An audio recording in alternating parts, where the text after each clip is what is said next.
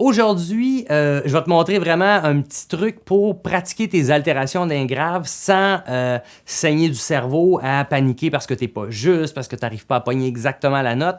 On va passer par un autre chemin pour t'améliorer, te faire pogner de la résistance, de la force et raffiner ton jeu. Au lieu d'aller chercher, parce que tu le sais que sur le deuxième trou, tu as 2 altérations. Et sur le troisième trou, tu en as 3. Au lieu d'aller viser des notes précises, qu'est-ce qu'on va faire? C'est qu'on va pratiquer à glisser d'une note à l'autre sans trop se soucier de quelle note qu'on joue. Pourquoi j'appelle ça la passe Charlie Brown? C'est que si tu te rappelles quand notre petit Charlie était à l'école, les professeurs, si tu n'as jamais vu Charlie Brown, c'est pas grave, j'ai un autre exemple. Mais rappelle-toi à l'école quand là où la professeure parlait à Charlie Brown, c'était comme wah wah wah wah wah wah wah wah wah. Tu vois, c'était juste des wah wah wah, des glissements de notes sans vraiment définir des mots. Et à l'harmonica, on peut vraiment aller chercher ça.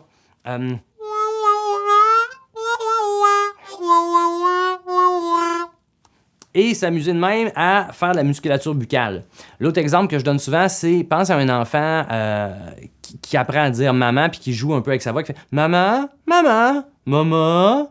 Puis tu essaies d'imiter ça avec les bands, tu vois, avec une certaine expérience, on arrive bien sur le 3 ou sur le deuxième trou.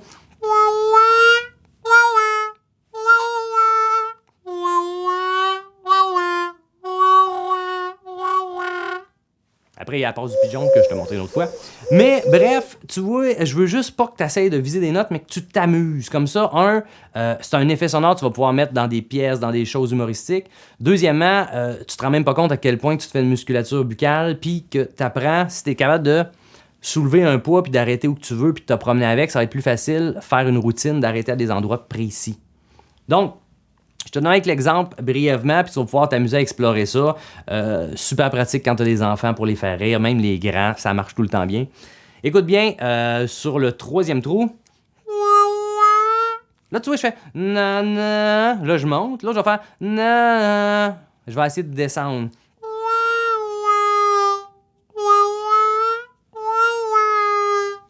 Même chose sur le deuxième trou.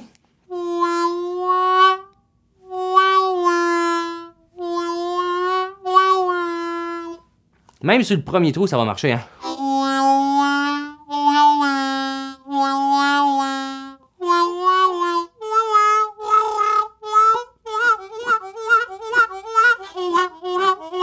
Tu peux faire des enfants qui pleurent, tu peux vraiment explorer, tu vas sûrement trouver des trucs que j'ai même pas pensé. Idéalement, si tu vois que tu as trouvé une nouvelle chose, envoie-moi-les, je suis toujours curieux d'apprendre. Et voilà! Fait que ça va te donner une petite pause d'essayer de viser les notes justes et juste te permettre de t'amuser tout en avançant. Alors, j'espère que tu as apprécié le cours. Si tu n'es pas inscrit à ma chaîne, n'oublie pas de prendre la peine de t'inscrire. Tu peux cliquer j'aime, tu peux me poser des questions, ça me fait toujours plaisir de te répondre. Et on se revoit dans le prochain cours.